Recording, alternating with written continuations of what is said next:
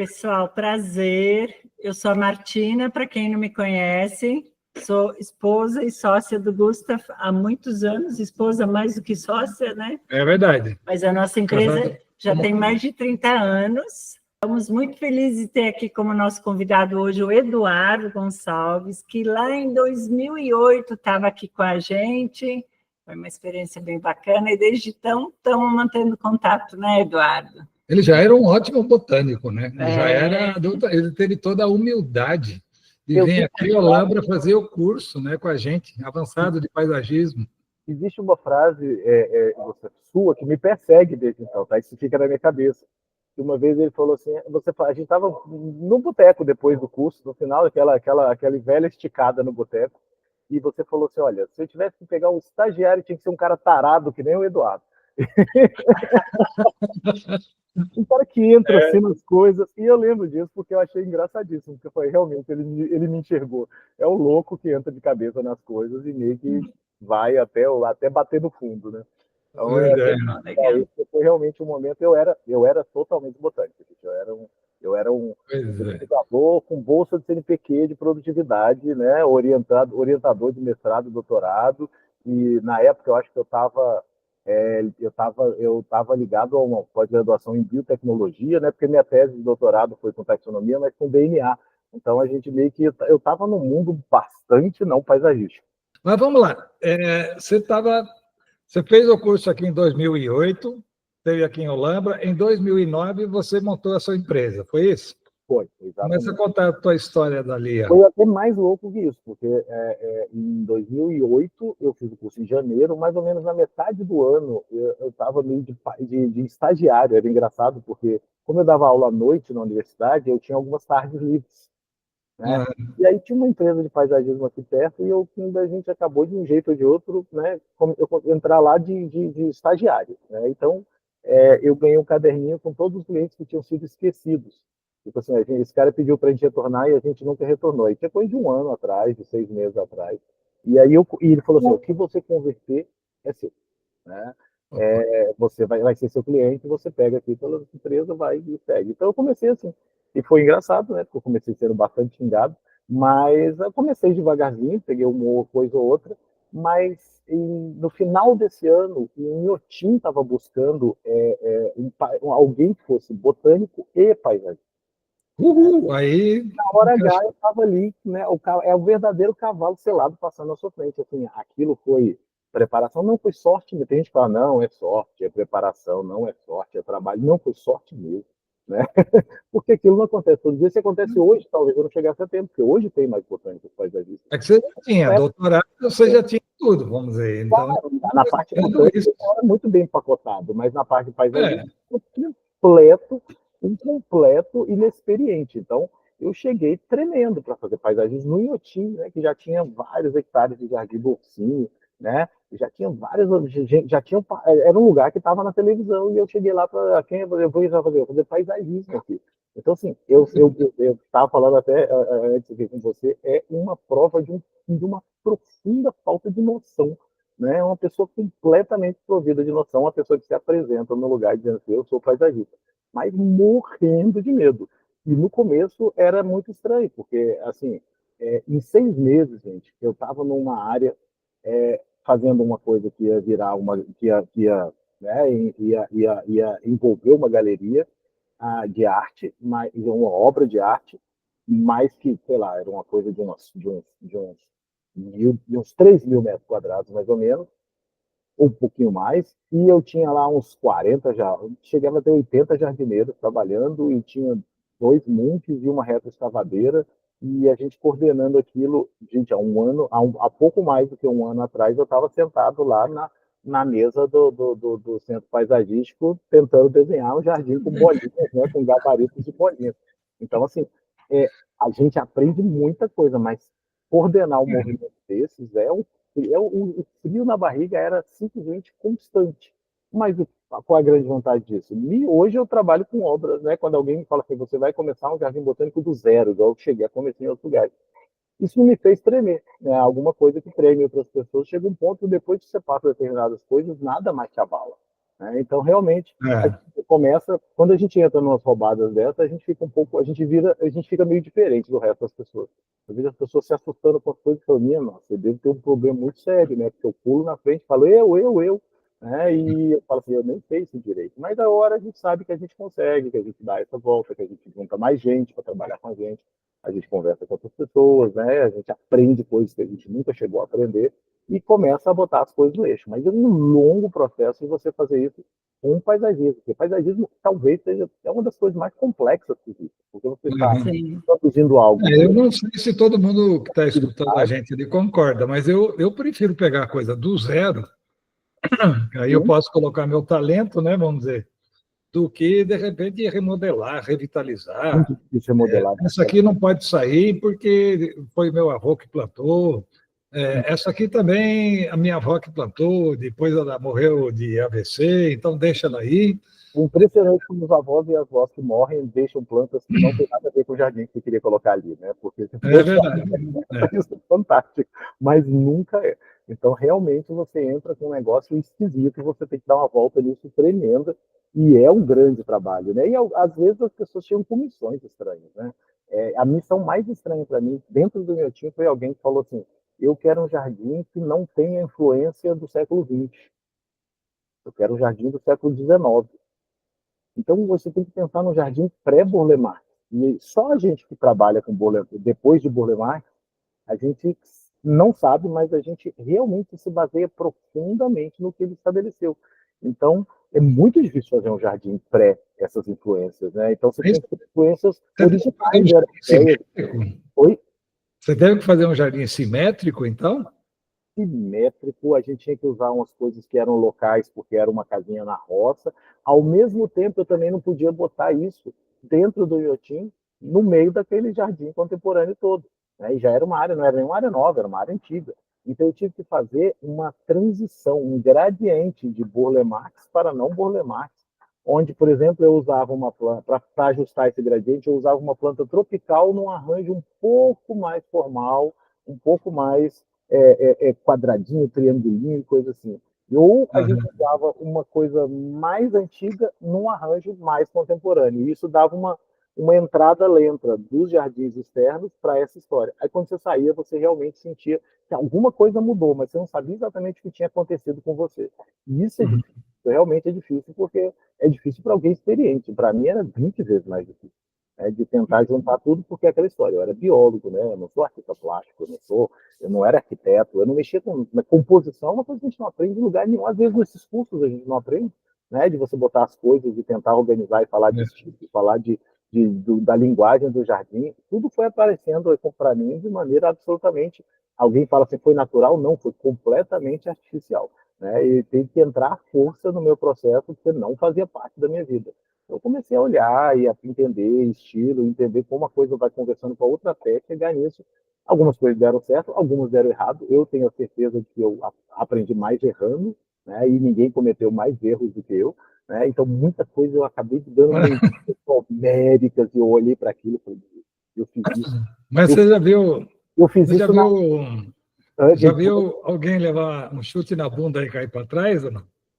Exatamente. Eu fui muito longe para isso. Eu acelerava magnificamente no feito. Eu progredi assim, levando chute na bunda. Né? Eu lembro de ter feito coisas do Etim que eu terminei. E lá a gente trabalhava mais ou menos de segunda a quinta. Quando eu entrei, não funcionava todos os dias, né? E aí, de segunda a quinta, você podia fazer os trabalhos que tinham que ser feitos, né? Porque de sexta em diante tinha visitação, de quinta em diante já tinha visitação. Então, quando você chegava na quarta, na quinta-feira, você tinha terminado e olhava e falou, meu Deus. Aí você chegava e descobria que 4.000 pessoas viram aquela besteira que você fez, porque foi uma visitação nesse período de 4.000 pessoas, e você só vai poder mexer com aquilo de novo na segunda-feira. Né? Então, a sensação de falar assim, realmente eu deixei uma marmota ali e ficou, né? E eu vou ter que me responsabilizar por isso. Às vezes até alguém falava, não, ficou até legal, aí você até achava algum outro lado, mas a sensação de que, minha nossa, vamos ficar alguns dias isso aí, vai vir um monte de gente e fui eu que fiz, né? Olha que beleza. E é uma sensação difícil. Hoje eu fico mais tranquilo, porque a gente trabalha um pouco mais de flexibilidade, né? De novo, coisas começadas segurança. Como o Jardim da Usina de Arte, que é uma estrutura muito parecida com o Inhotim, um museu de arte contemporânea, numa área grande, né? Um jardim que a gente mede em hectares, e é uma coisa de misturar essa com a arte contemporânea, é sempre um tapa na cara. Então, a principal função do jardim é botar as pessoas em linha de novo para levar o próximo tapa na cara. É mais ou menos a gente faz o carinho na pessoa, calma, não foi tudo isso não, e entrega para a próxima obra de arte que bate de novo na pessoa. Né? Então, a nossa Mas agora você já fez vários jardins botânicos, eu entendi, né? é uma coisa engraçada. Eu posso dizer que a minha empresa talvez seja a empresa, não sei nem se no mundo, mas eu não sei se tinha tantas empresas. Acho que a empresa que mais fez jardins botânicos ou converteu outras coisas em jardim botânico foi a nossa, não é um know-how nosso. Alguns, inclusive, nem saíram do papel ainda. As pessoas ainda estão estruturando e botando ele no papel. Alguns estão no auge do momento de contratação. Então, assim, a gente ainda tem outras coisas aparecendo, mas é uma coisa interessante porque plantar jardins já é uma coisa fantástica. Plantar jardins botânicos é muito mais interessante porque é algo que vai ser perenizado, né? Vai visitado. Uma coisa visitar é fazer o jardim de uma pessoa, né? De uma unidade unifamiliar que tem 8 pessoas e os convidados que vão, né, curtir aquele espaço.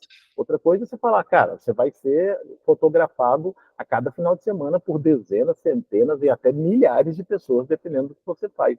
Então, realmente... Mas essa montagem já começa como jardim botânico ou você faz um parque? Conta um pouquinho esse processo. Por exemplo, quando a gente foi para o Inhotim, ele já era um museu internacionalmente conhecido. Era um museu, chamava Instituto, né? Ainda chama Instituto do Inhotim, mas era um museu de arte contemporânea. O que a gente fez, a gente pegou toda a estrutura, né, do que poderia se fazer parte do Jardim Botânico, cadastrou, e na época, inclusive, precisava ser feito oficialmente pelo Ministério do Meio Ambiente. Hoje está mais simples, porque o Ministério do Meio Ambiente não tem mais essa parte.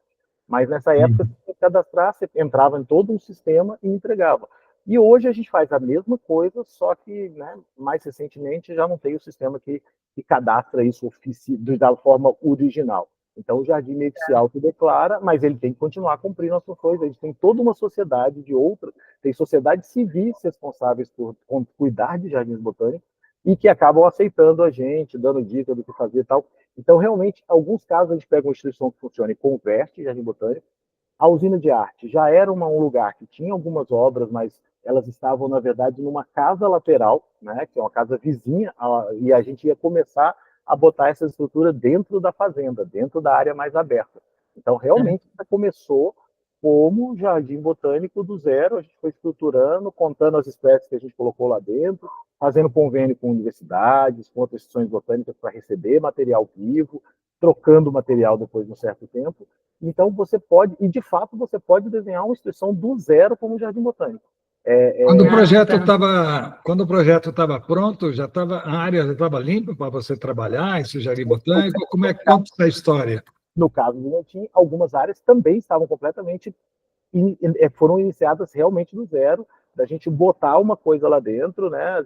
Às vezes no Inhotim tinha obras dentro da mata e que estava pronta, e eu chegava lá 2 semanas da inauguração e alguém falava, sabe essa área aqui?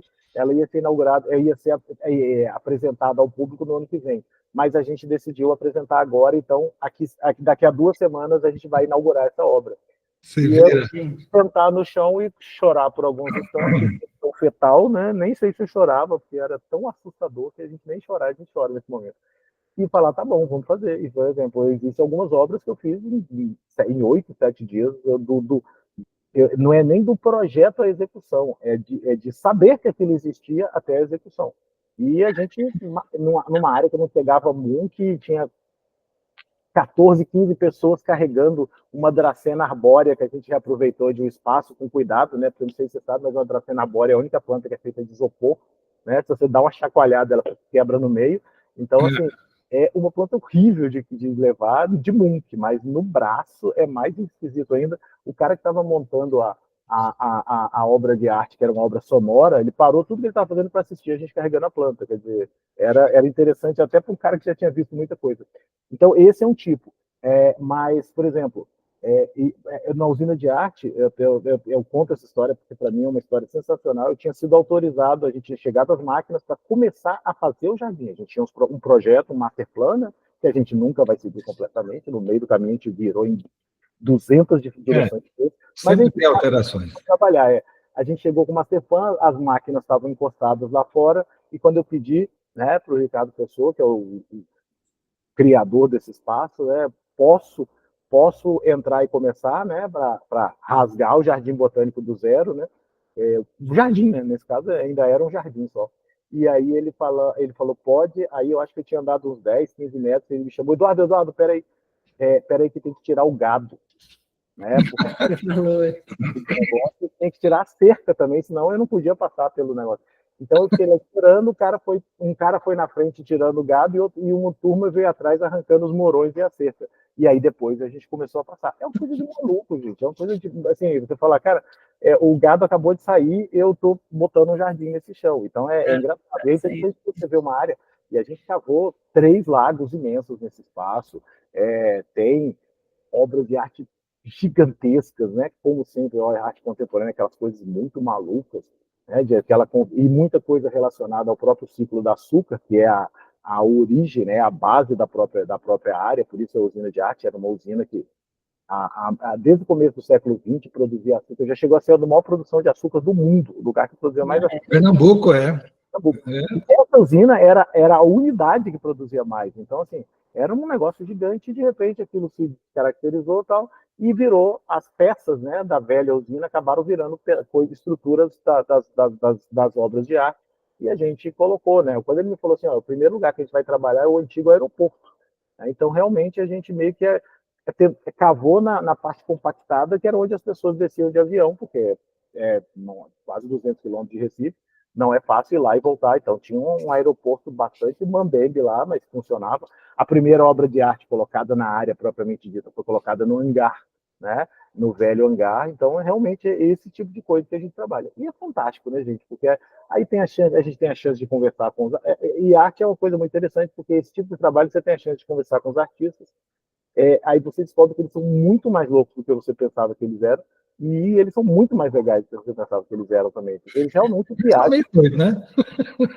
É mente doido, gente. É um pessoal livre, de mente livre. Então, eu fiz muitos amigos artistas e inimigos também, porque a gente brigou muito com eles em alguns momentos. E alguns dos melhores jardins foi tanta briga, né, que a gente não acredita que aquilo saiu, porque realmente as pessoas é muita fricção de ideias, sai faísca para todo lado.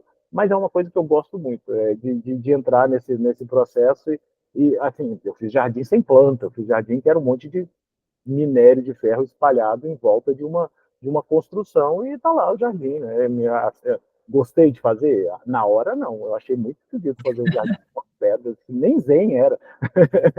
Era só planta, né? Como o Gustavo gosta de dizer.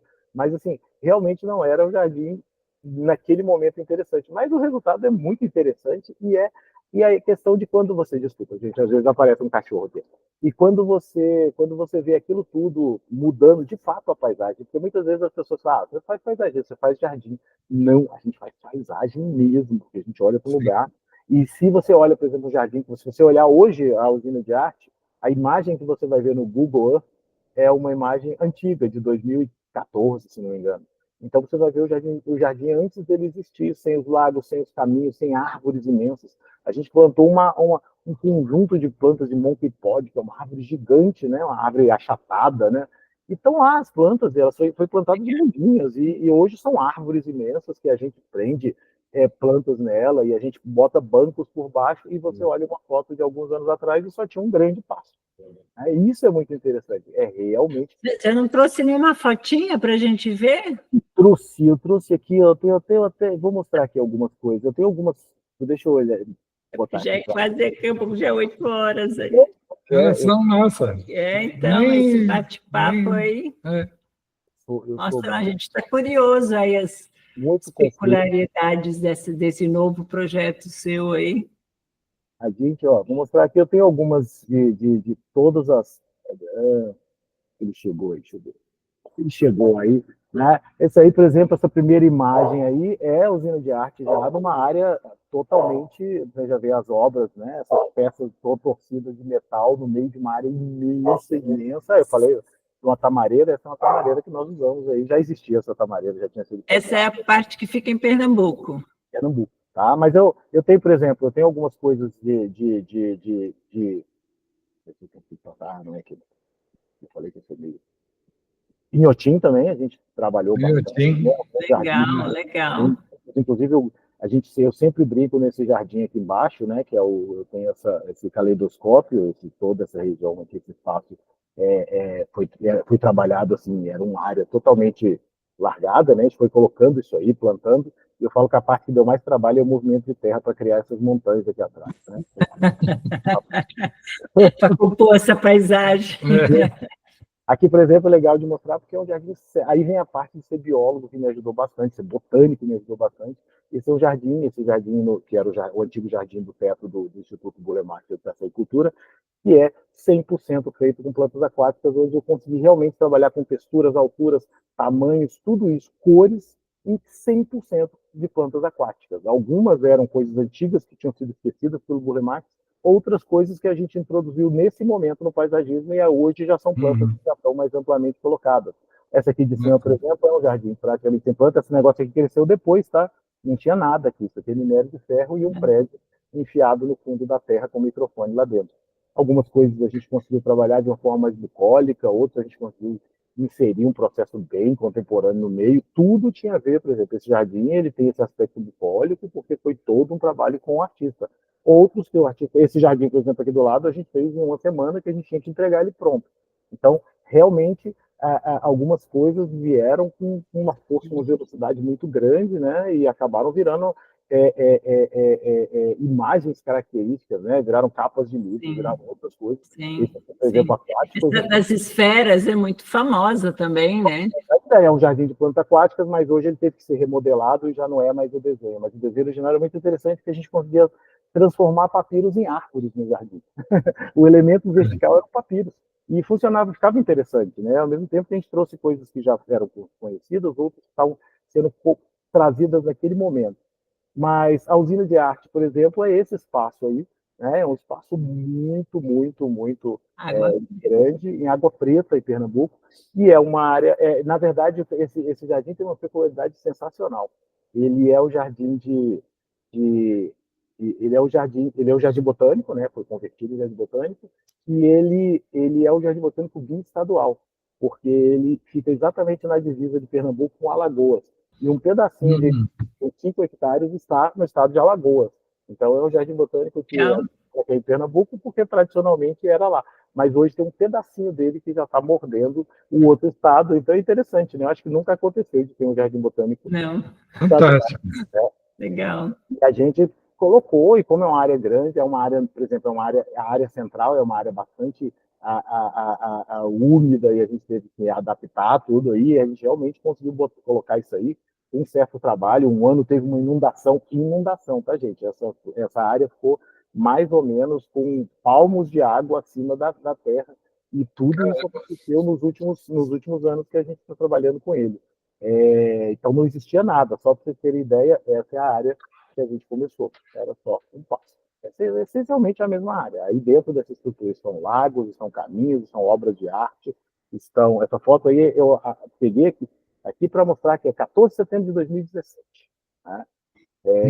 Realmente uma coisa bem recente, porque a gente rasgou a terra nesse período, começou do meio para o final de 2016 e começamos a trabalhar mesmo em 2017. Então, realmente é um negócio bem interessante do ponto de vista de começar realmente Mas aí você tem um master plan e depois, quando você for para a área A, vamos falar assim, é que você elabora os detalhes desse espaço. E a gente não está colocando, é uma área muito grande, você tem até dificuldade, por exemplo, de estabelecer você geralmente começa como? Aí isso é interessante até para quem está trabalhando com áreas grandes. Geralmente eu começo com espécies balizadoras, geralmente são elementos verticais. Eu começo colocando palmeiras, árvores e coisas que vão ser verticais e vão me ajudar a definir o que tem embaixo.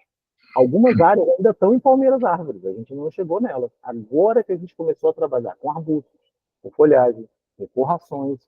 Ano passado, oficialmente entraram os caminhos, né, que a gente não pensa o custo que é, né? Geralmente a gente chega no lugar que já está tudo pronto, né? E a gente não pensa muito o custo que é colocar todas aquelas coisas ali. Né? Então, realmente, é uma coisa é uma declaração de coragem, né? Você abrir uma área que é uma fazenda e começar a colocar ali todo o equipamento para aquilo se tornar. Hoje, cheguei agora da última vez, eu cheguei há uns dias de lá, e tinha uma lanchonete, olha que coisa incrível, né? Aí começa a ter realmente uma infraestrutura que vai se estabelecendo e as obras de arte vão entrando e as coisas vão crescendo em volta das obras de arte.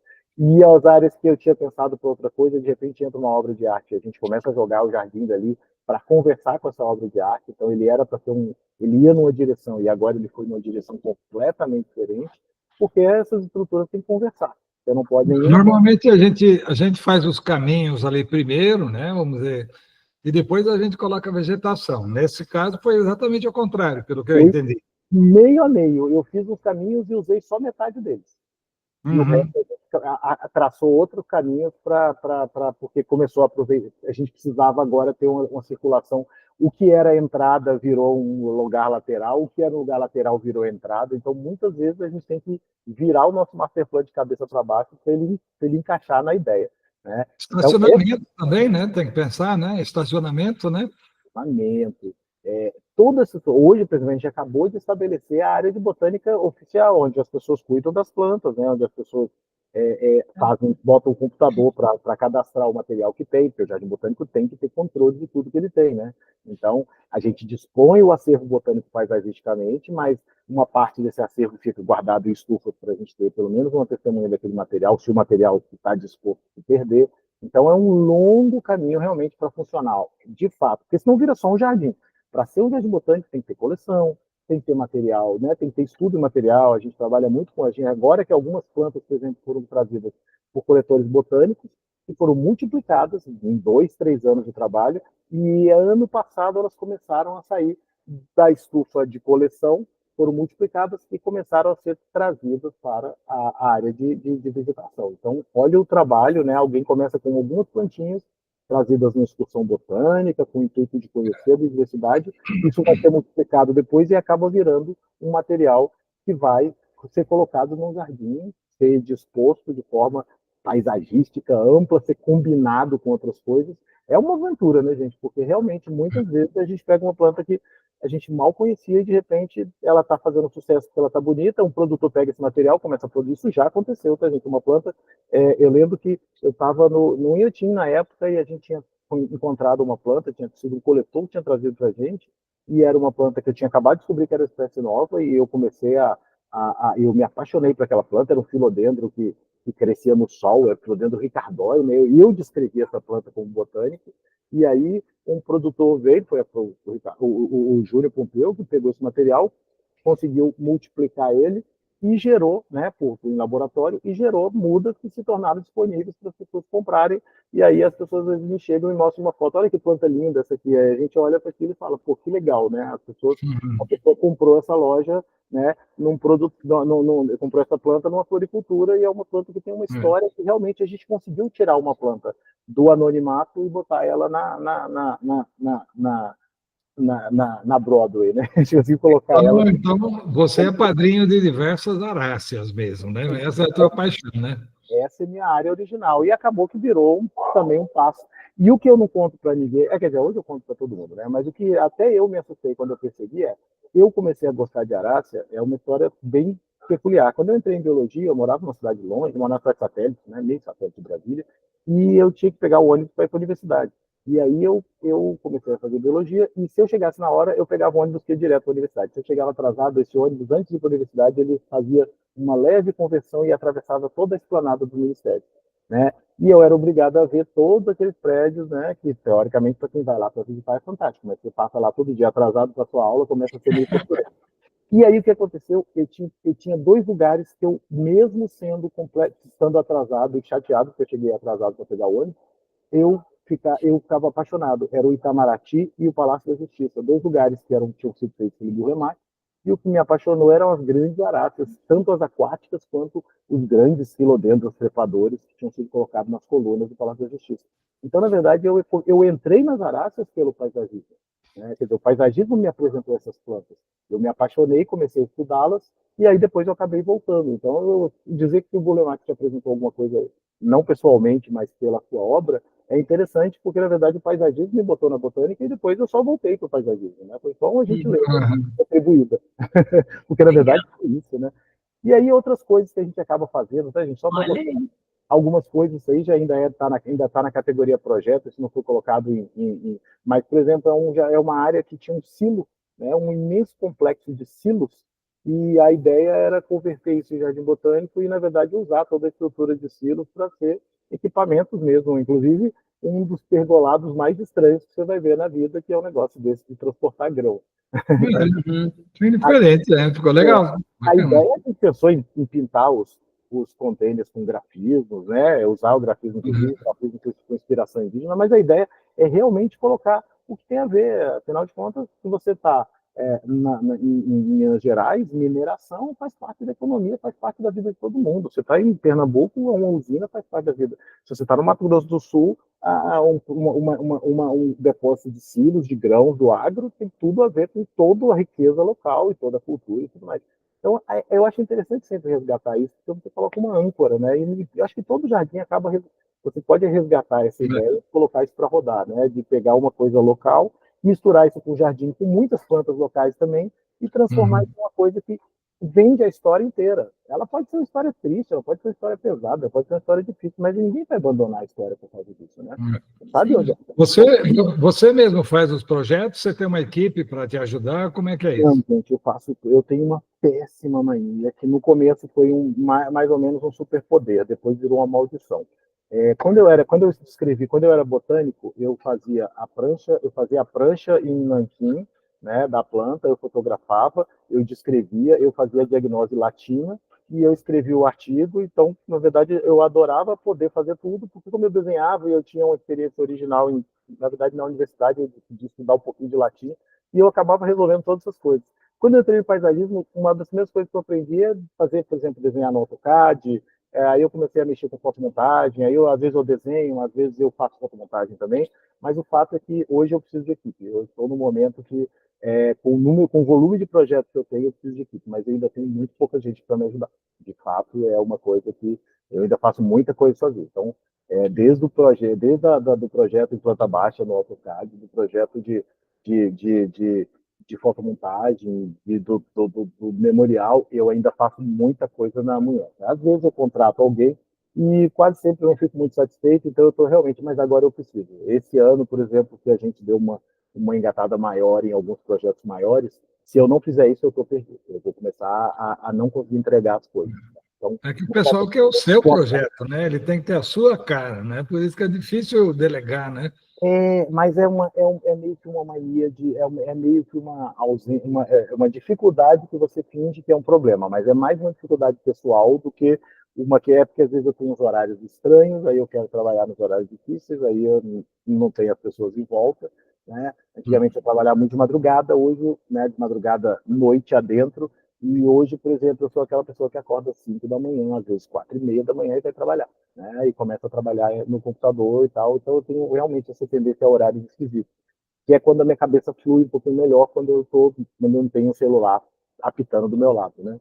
Então esse realmente é uma coisa que me atrapalha um pouquinho, mas eu acabo saindo. E eu tenho que montar uma equipe maior. Já tive um pouquinho mais de ajuda, hoje eu não tenho muita, né? Hoje eu tenho um pouco de ajuda, mas eu acho que a gente consegue trabalhar.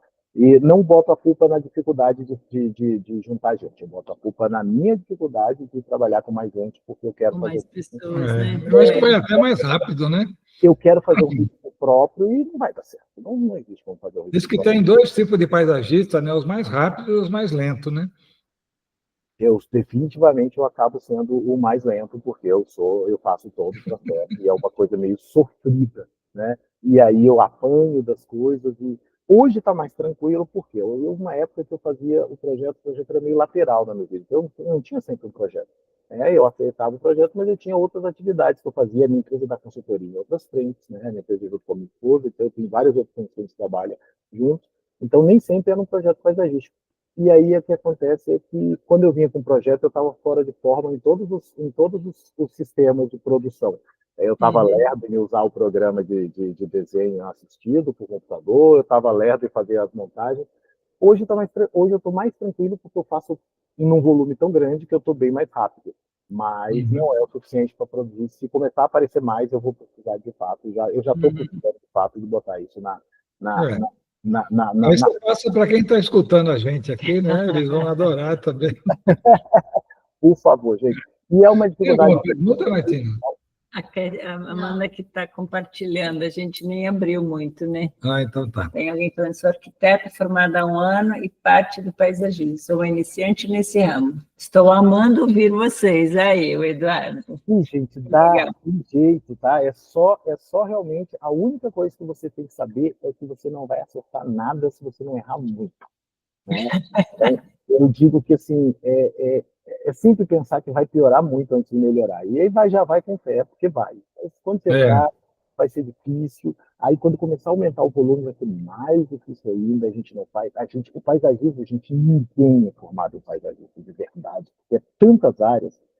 Você, de fato, tem que saber compor mesmo, compor como um designer compõe, como um pintor compõe. Mas, ao mesmo tempo, você tem que saber como é que funciona por dentro de todas as coisas, como um agrônomo sabe muito bem como funcionam as plantas por dentro e o solo por dentro, que é uma das coisas mais difíceis. E aí você vai ter que trabalhar também como um biólogo, porque você sabe como as coisas interagem, como as plantas vão tentar te enganar todo o tempo, né? Vão tentar roubar no processo, as plantas roubam loucamente, tá? Quando você tenta apontar um caminho para elas, elas escolhem outro caminho completamente diferente. E você vai juntando essas habilidades, que você provavelmente não tem uma delas de forma horrível, você vai descobrir que você é um analfabeto completo em alguma dessas coisas, e você vai ter duas saídas. Você vai ter que melhorar para conseguir entender isso e passar. E aí, se você sentir que o negócio ficou feio, você passa a bola, né? Eu tenho um hábito de tentar engolir essas coisas e trabalhar, mas muitas vezes isso me fez muito mal, assim, não é bom engolir tudo. Então você realmente precisa de entregar e saber o que você pode delegar, o que você pode fazer, né? Muitas vezes eu acho que eu me dei pior porque eu deleguei menos, e outras vezes eu consegui delegar mais e me sair bem. Então eu acho que a dificuldade aí é que todos somos analfabetos em alguma frente do paisagismo. A minha eram duas. Eu nunca.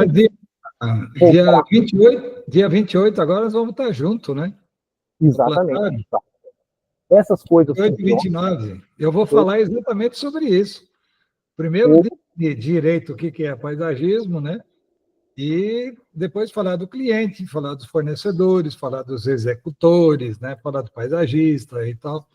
Eu acho que você vai gostar, porque tem muita coisa polêmica e, ao mesmo tempo, o pessoal que está no paisagismo quer negar certas ciências que pertencem a essa especialidade que eu chamo de transdisciplinar. Né? Transdisciplinar, todo o tempo. Eu vou falar que, assim, acho que contei só para vocês, eu não contei aqui, mas a minha formação original, sou biólogo, as minhas pós-graduações são em botânica, e eu tenho o curso do Gustav, eu entrei no paisagismo passando pelo o curso do Gustav, que me deu coragem de chegar a bater na porta de alguém e falar assim, eu vou fazer paisagismo para você, mesmo que eu não saiba, porque eu não saberia jamais, porque o curso é um tempo específico, você vai aprender a ideia toda, mas você nunca fez de verdade, né, no mundo real. E aí o que acontece é eu fiz a minha última formação, gente, só para vocês saberem o quanto você às vezes entra em desespero. A minha última que eu tenho um MBA em marketing, porque na verdade empacotar tudo isso que você aprendeu todos esses anos e botar numa vitrine para vender demanda um esforço profundo, gente. Eu conheço um monte de gente que tem talento para fazer jardim, para pensar no jardim, mas nunca conseguiu entrar no mercado porque ele não conhece, ele não aceitou que ele não é um artista, ele é um prestador de serviço.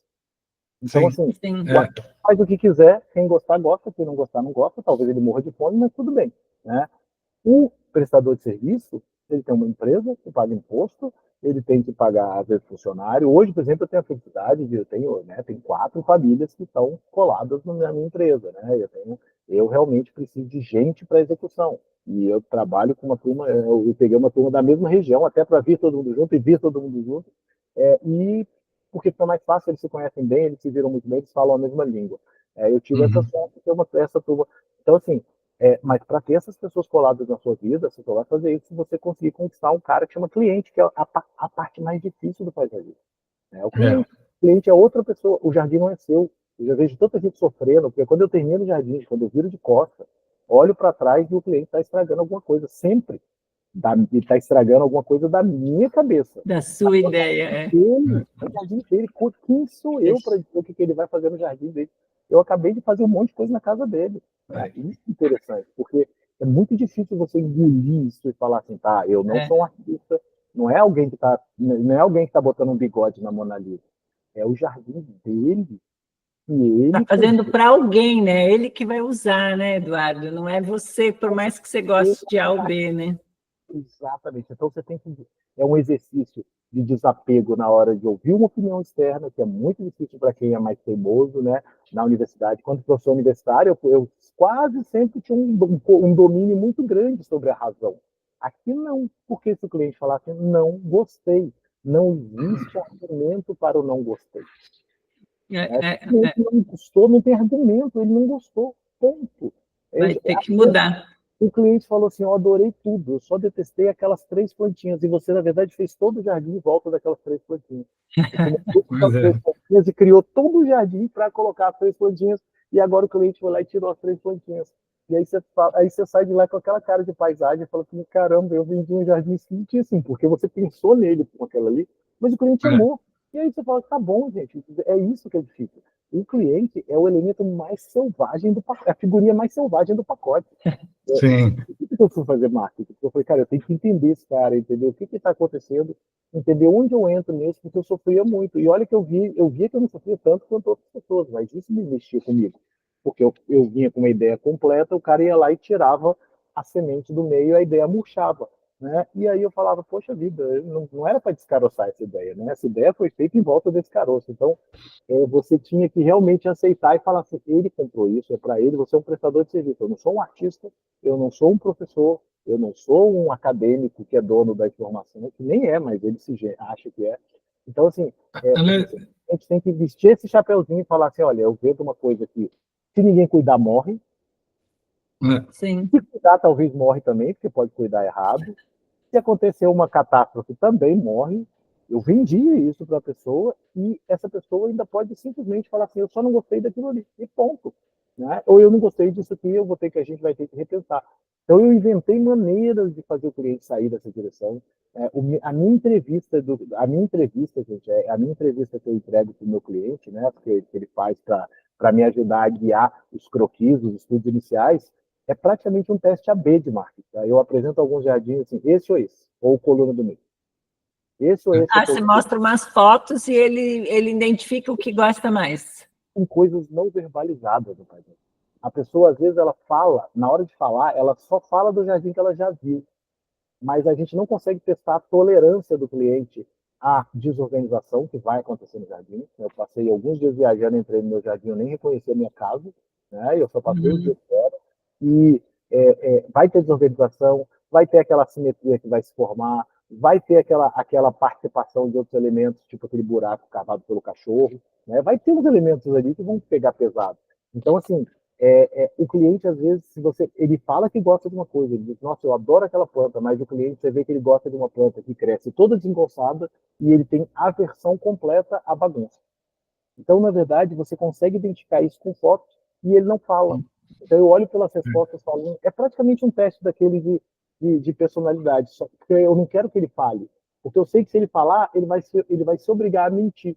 Essa é uma coisa que eu trouxe do marketing para as minhas coisas.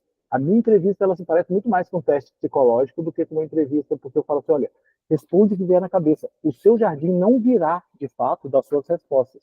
O que virá das suas respostas é o que eu vou fazer, que eu sei que, por exemplo, a pessoa que tem dificuldade de aceitar determinadas coisas, eu jamais poderia fazer aquele negócio, mesmo que ele diga explicitamente que ama. Porque, na verdade, a primeira vez que aquilo der errado, ele vai surtar. E ele vai surtar depois. Então, é uma dificuldade, é uma coisa que a gente foi criando mesmo. Então, a gente acaba trabalhando isso, como eu falei, a minha maior dificuldade é o cliente. O cliente, para mim, ele é outra pessoa. E execução para os outros, então, é a coisa mais difícil ainda. Eu falo, eu tenho que lidar com 2 egos. Né? Às vezes eu faço execução para outros paisagistas, porque eu estou num lugar que não tem muita gente de volta especializada. Só que para mim é uma loucura, porque eu tenho que lidar com o ego do cliente e do paisagista. Olha quanta variável, né? É praticamente impossível. 2 gladiadores, verdade. Agora, a gente aprende muito, né? A gente aprende muito ensinando e a gente aprende muito do cliente também, né? Hoje, praticamente, a gente tem que ser 80% psicólogo, né? 10% marqueteiro e os outros 10% técnico, né? Por isso que eu aprendi muita coisa com você também, sabia? Comigo? Não é como assim? Principalmente aqui, ó. Sim, sim. Aí eu resolvi a psicologia da planta. Pois é. Falei, Olha esquece. aqui, com muito orgulho, Que bom. Eu que esse fico está orgulhoso. envolvido ali. Esse pacote, Mas essa entrada nesse eu mundo. aprendi muito aqui, ó. Se não fugir, é planta. E quando a gente. Que ninguém acredita que a gente. Que eu quase. Teve um ano, esse ano que a gente lançou esse disco, eu entrei para os finalistas do Jabuti escrevendo um livro explicando o que é uma planta. Ninguém tinha pensado nisso? Pois é. Parece óbvio, mas na verdade não é. É aquela coisa que é um conceito que entrou na cabeça deles tão cedo que parece que é fácil, mas não é. Tanto não é que nesse livro você vê ao longo da história a confusão. Aristóteles, que era um sabichão na hora de falar de planta, falou: não, vou deixar para o meu aluno, eu não quero falar desse negócio. Não. Então, assim, planta é um negócio difícil. E aí as pessoas têm que entender. Hoje eu estou agora tentando partir para o outro lado, a psicologia do cliente, porque a planta já está mais fácil para mim. Mas a planta é uma... Aí que eu aprendi que fungo não é planta, né, Eduardo? Muito pelo contrário, inclusive. Ele praticamente é um bicho. E que algumas algas são até plantas, mas quase todas não são. Né? Então, assim, a gente fala, alga é planta. Claro que alga é planta, depende da alga. Tem alga que, na verdade, é bicho, que faz fotossíntese. Né? Pois então, é. assim, essa é uma coisa que faz, nossa, parecia tão fácil no começo, né? E o fungo foi colocado goela abaixo da gente. Tá? Mas aí eu trolo muito amigo e amiga vegetariana, né? Pois é, fala assim, o fungo... Mas você come champignon, shiitake e tal, essas coisas? Como, claro, sou vegetariano. Falei, então você está comendo bicho. Mostra Quem fala isso aí é meu amigo aqui, ó. É ele que falou. Isso é uma coisa que deixou muita gente muito triste, viu, Gustavo? Mas deixou a gente muito triste. E outra coisa que deixa o pessoal muito triste, que eu falo, olha, sabe por que você opera melhor o seu celular do que as suas plantas? Porque o seu celular você aceita que ele é uma máquina. As suas plantas você pensa que eles são seres cientes e sencientes. E a planta é uma máquina. Ele vai ter um conjunto de entradas e um conjunto de saídas. E se você acertar isso, assim como um carro, um celular, ninguém abraça celular, nem abraça carro, né? Você põe gasolina, troca óleo, bota a bateria para carregar, porque você sabe que se não tiver o Wi-Fi, o seu celular pode ser fantástico, ele não vai funcionar. Ele não vai fazer nada das coisas legais que ele sabe. A planta, se não tiver a quantidade certa de luz, se não tiver os gases necessários, e é tão interessante que, por exemplo, eu mexi um tempo, eu comecei a fazer paisagismo não no mundo externo, eu comecei a fazer paisagismo dentro de aquário, né? Aquário com peixe. E dentro de um aquário, para uma planta crescer direito, você tem que injetar gás carbônico na água. Sim. A gente não se preocupa com gás carbônico no ar, porque é tão abundante que ele está criando até problema para a gente.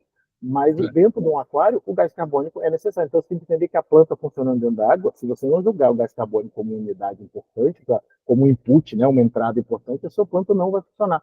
Então, é a mesma coisa, a quantidade de luz, as pessoas fazem tudo certo, só botando a luminosidade errada. Isso vai desandar profundamente, né? E as pessoas falam, não, mas tem luz aqui.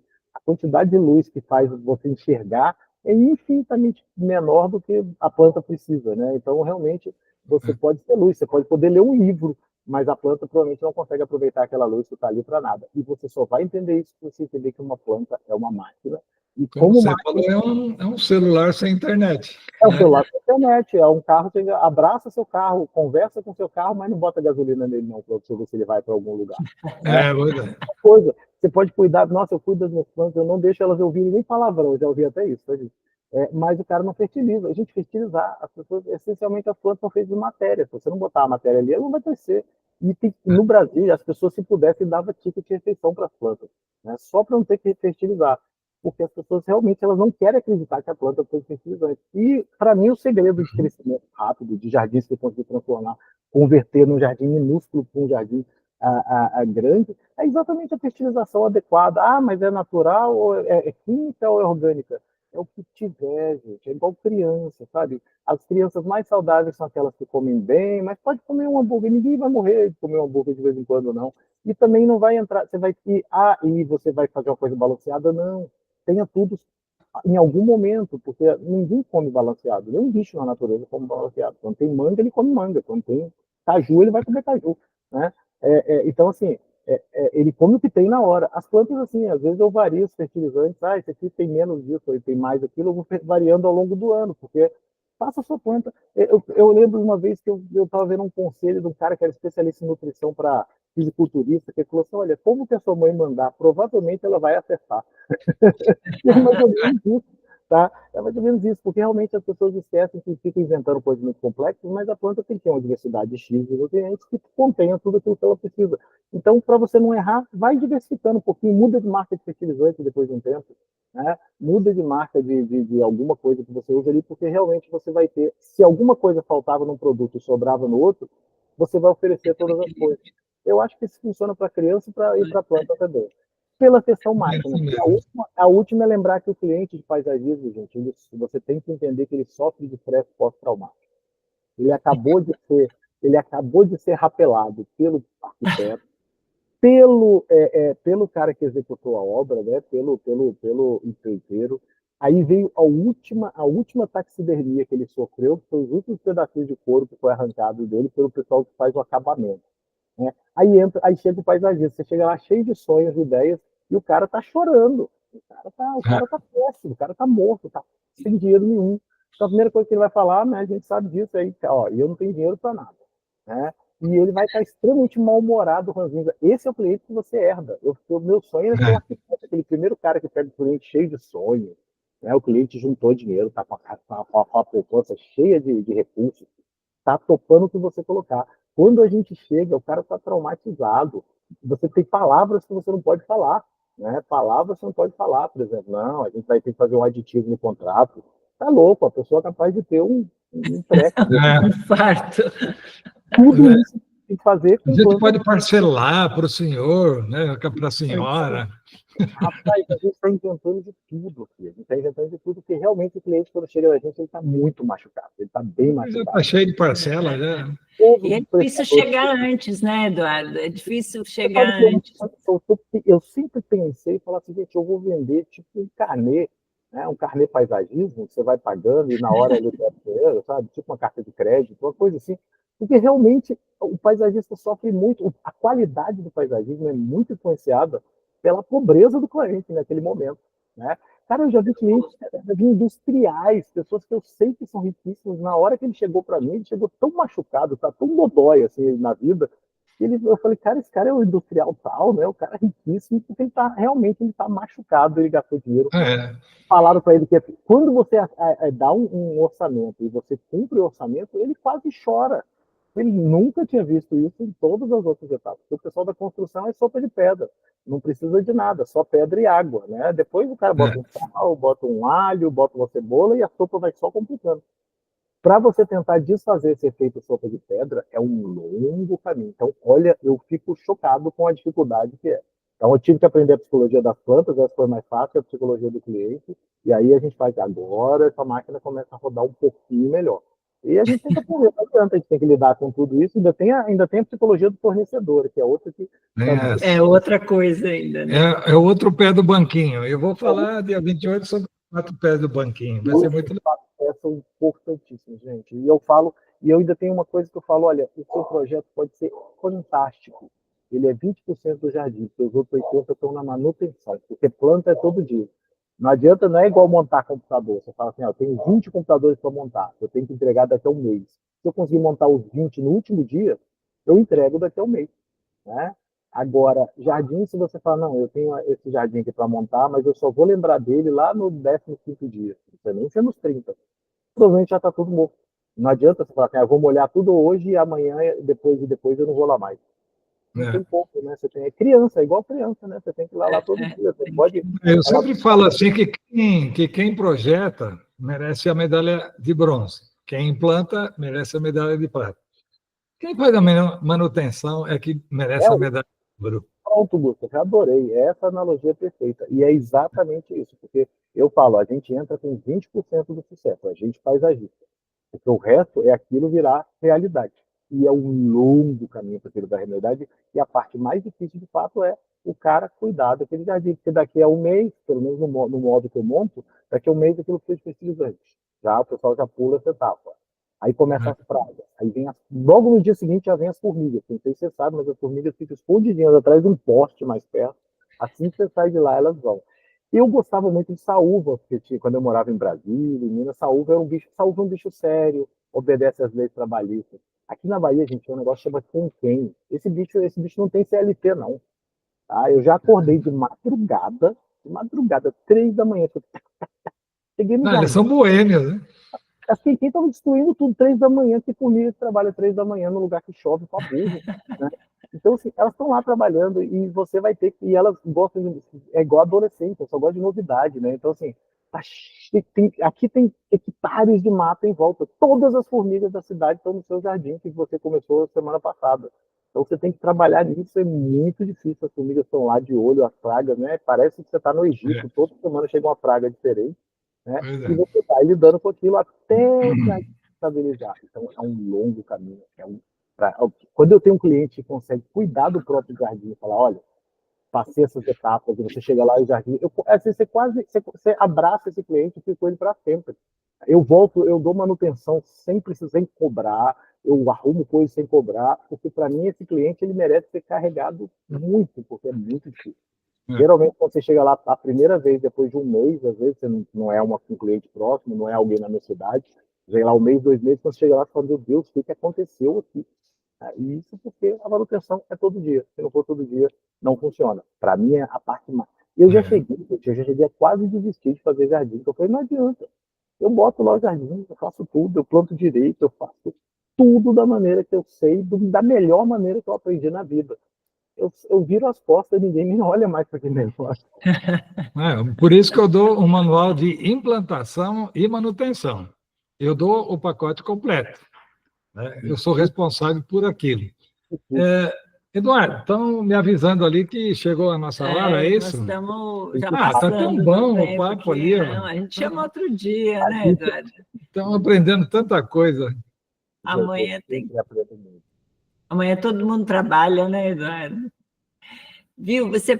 A gente já consegue visitar esse último jardim botânico, naquela que você está trabalhando agora, que está em 2 estados. Sim, a usina de arte já está aberta a visitação. Chama Oficina de Arte. Usina de arte, usina de arte. Usina de arte. É no município de Água Preta, são mais ou menos 180 quilômetros de Recife, né? E já começou a ter estrutura em volta também para hospedar, as pessoas querem ficar mais de um dia. Legal. Né? Dá para andar, tem bastante coisa, já tem realmente uma estrutura montada em volta, e agora os jardins estão bem mais legais, já tem um mobiliário interessante, já dá realmente... Ainda não, Martina. Seria bom, né? Vale muito, gente, vale muito, é muito legal, assim, eu digo que assim, vale muito a pena, porque você vai ver umas coisas, é diferente, é um modelo diferente do que a gente já viu em Inhotim, é outra direção, porque inclusive é baseado em outra indústria, tem outro tempo, tem outro momento, tem outro tema, tem outros materiais, e ainda tem um jardim baseado em outro clima também.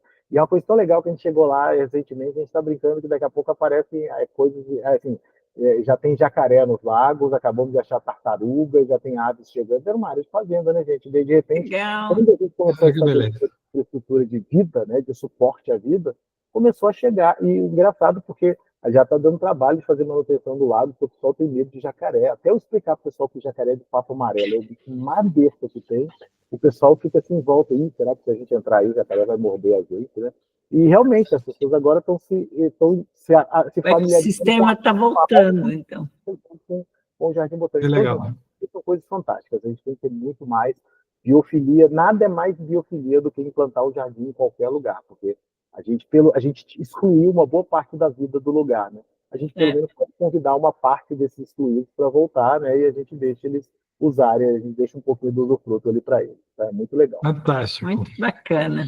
Muito bem, a gente vai encerrar por aqui, então. Eduardo. Um grande abraço. Depois você manda um link para a gente.